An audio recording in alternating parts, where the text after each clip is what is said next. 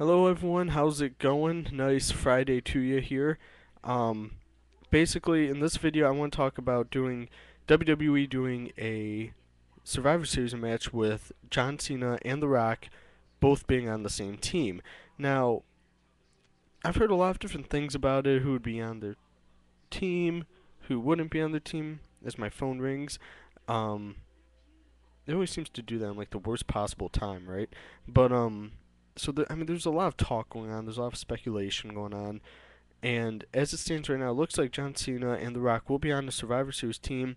Who knows? Maybe with CM Punk and Zack Ryder, even just throw him in the mix. So it really depends on who's feuding who and what the storylines that are going on at the time, obviously.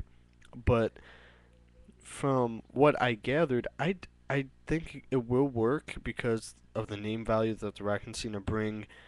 I'll be honest, I was shocked, just like a lot of people were, that The Rock was actually going to wrestle at Survivor Series. And by the way, I'm kind of congested, so if I sound like it, that's why. But anyway, so yeah, it's like I said, it'll work. I mean, it's Madison Square Garden. It's one of the most famous arenas. I mean, the list can go on and on. It really can. But I think that at the end of the day, it's going to be one of those feuds that if it's not properly set up, it's not going to be properly executed. And that for the heel team, Mark Henry, uh, Christian, Alberto Del Rio. If you're doing a traditional 5-on-5, if you want to go that route, then you're going to have to throw some mid carders in, like, Dolph Ziggler and Jack Swagger, and there's your set of five against, I don't know, Randy Orton, John Cena, The Rock, um, CM Punk, and I guess there'd be a wild card spot, and I'd throw in John Morrison, I guess. John Morrison hasn't really been doing much lately, and I don't know, it's just weird because honestly, I thought Morrison was gonna be the Shawn Michaels and the Miz was gonna be Marty Jannetty of the group, and so did everyone else at the time when Miz and Morrison broke up. But now it's like the tables have turned. Now the Miz won the WWE Championship before John Morrison. The Miz is the one who's getting a huge push, and he's making all these media appearances. And I don't know if that has anything to do with Melina. I don't know if it has anything to do with anything. I mean, who knows? But I think that us, internet fanboys, if you want to call us, I think we all take it more seriously than what we do. I tend not to because it's just wrestling. I don't care. It's one of my favorite things to watch and just be a fan of. I'm not one of these guys who craves it 24/7. I have other hobbies, but I'm getting off track here. The point is that I think that if you were to do a traditional 5-on-5, those would probably be the teams. Now, there's a lot of questions that you definitely need to answer, and the main thing is, will you bring back R-Truth? Will you bring back the Miz? Uh, I swear, if I don't answer my phone, someone's gonna go ballistic. But anyway, do you also bring back Kevin Nash if he's done? I doubt it, but if he's done filming on time for his movie where he plays a male gigolo. So there's a lot of what if scenarios that could really play out, and I think that you're just gonna have to watch to really understand it.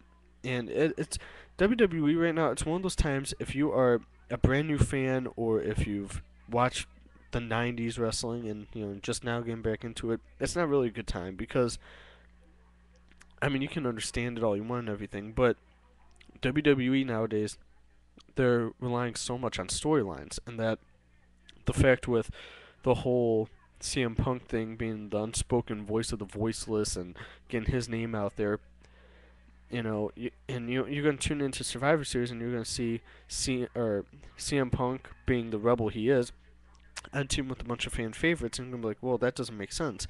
But I think what they're trying to do is make CM Punk into a renegade, and the fact is that he may never be Steve Austin, but I think come Survivor Series he's gonna show us even more reasons to watch. Um, Honestly, like I said, the teams haven't been set, but I can fully see CM Punk being in that match on that team. The heel team, I think, will be a very great team, very powerful with Mark Henry and uh, you know Christian. I mean, maybe for that wild card spot, maybe they'll dump out John Morrison, put in Sheamus. Maybe that'll make more sense. I mean, like I said, it really does. It depends on who's feuding with who at the time, because obviously they're not going to pit five good guys and five bad guys with no reason to clash. Everything happens for a reason, and Vince McMahon, Triple H, anyone in charge, they understand that. Obviously, they've been doing this, you know, 30 plus years, or at least Vince has. Triple H, he's been doing it for 20 plus years, and he's I mean, what can you say about him? In my opinion, he's doing a fantastic job. I know he's not fully running the company yet, and it'll probably be a few years, but what he's doing now, it's commendable. He's bringing back tag teams. He wants to bring back cruiserweights. He wants to make it fun again. And by fun, I mean right after the Attitude Era had ended, fun where it was fine to say bitch, ass, and damn on TV, and you could get away with it. I think he wants to bring those elements back, but at the same time, keep it PG. And with that said, I'm not expecting this match to be an all-out brawl where blood is shed or anything. I think that the Survivor Series match is going to go a long way, and it really will broaden the feud with John Cena and The Rock. And I think that ultimately, if they want to have a best of three set, I would say have a match that would either end at WrestleMania or WrestleMania being the middle part of it, to where Survivor Series would be the first one, then WrestleMania, then whatever pay per view, SummerSlam, let's just say.